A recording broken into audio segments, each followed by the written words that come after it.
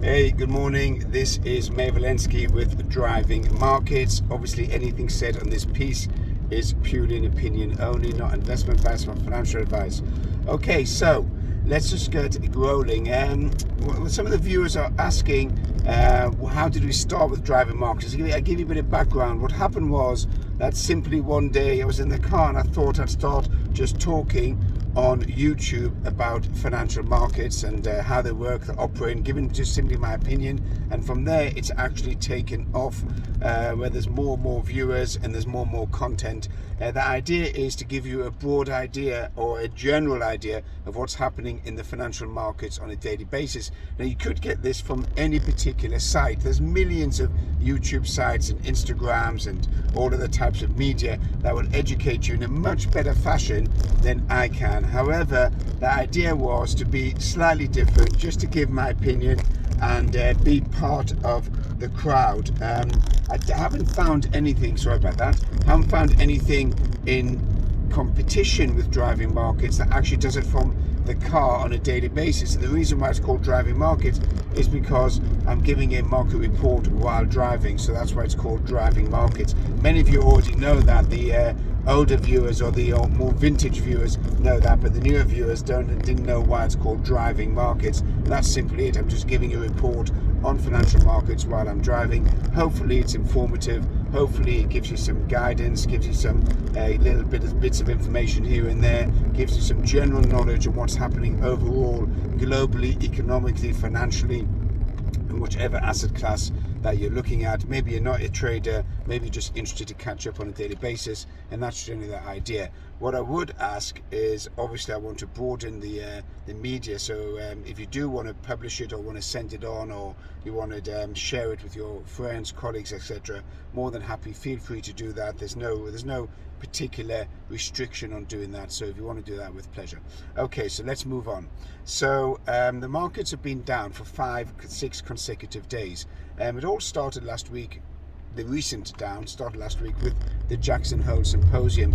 For some reason, investors, bankers and traders are of the opinion that, or hoping that, we've come to the end of the interest rate cycle. It's not that I'm negative or saying, oh, you know what, you're so negative, you're so pessimistic.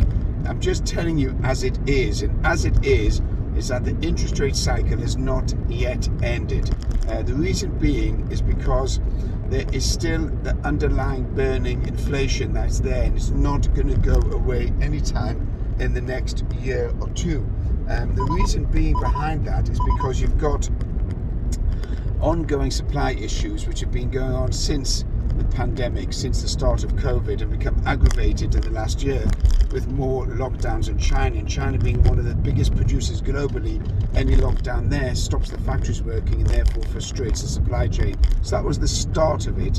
And then people being locked up for nearly 2 years in the houses on and off caused huge demand, especially in the sphere of the branded goods or the more valuable goods. There was a big shoot up, there was a big surge in demand of getting goods. So you've got a huge demand from people being locked up, and then you've got obviously the supply chain frustration, which adds to inflationary factors.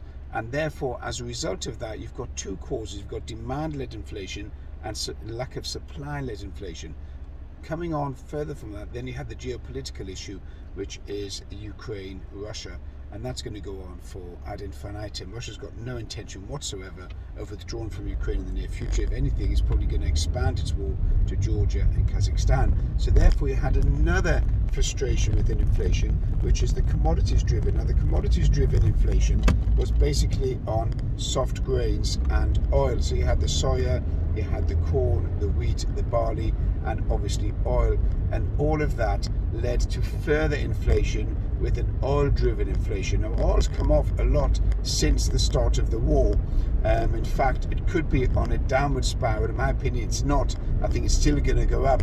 But the reason why oil's come off a lot is because you have fears of recession and further lockdowns in China, which could cause a drop in demand of oil, and as a result, oil came off.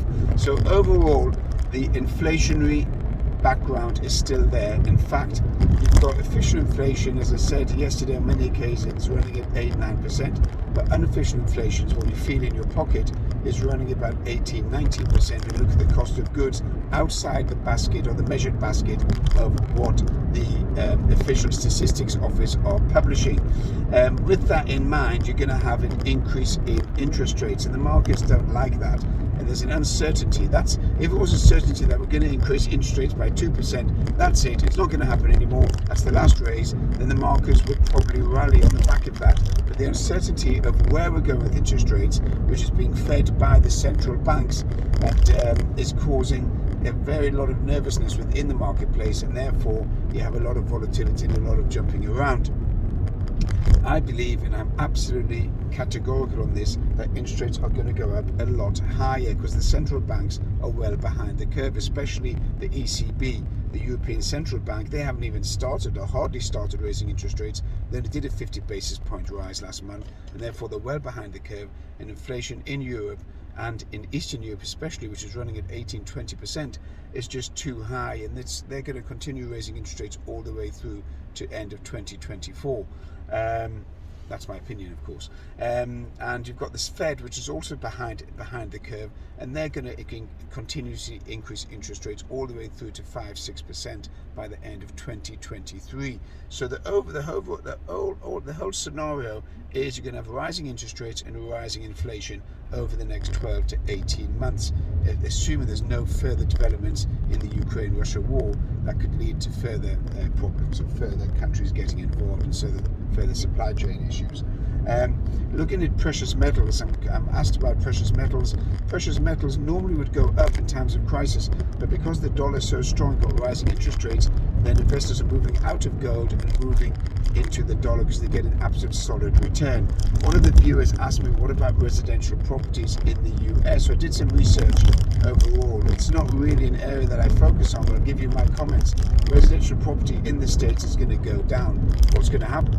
As interest rates rise, this is residential property across the board, whether it's in Europe, UK, or in North America.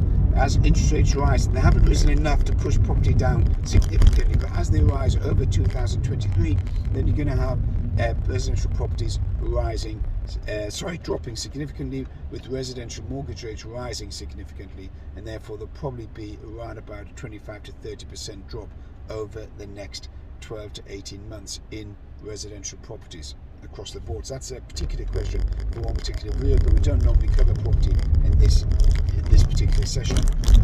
I'm conscious of the fact that I've gone over the time, so that's the general background. The markets are down today. You've got NFP, the non-farm payrolls in the States.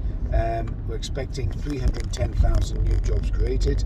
If it's above that, then you see the markets will come off, because that would just add to further inflationary pressures. So more jobs created, believe it or not, is negative in this particular instance for the marketplace. This is Mayor Valensky with Driving Markets. Apologies for the extra long session today, but there's a lot to cover. Have a good day.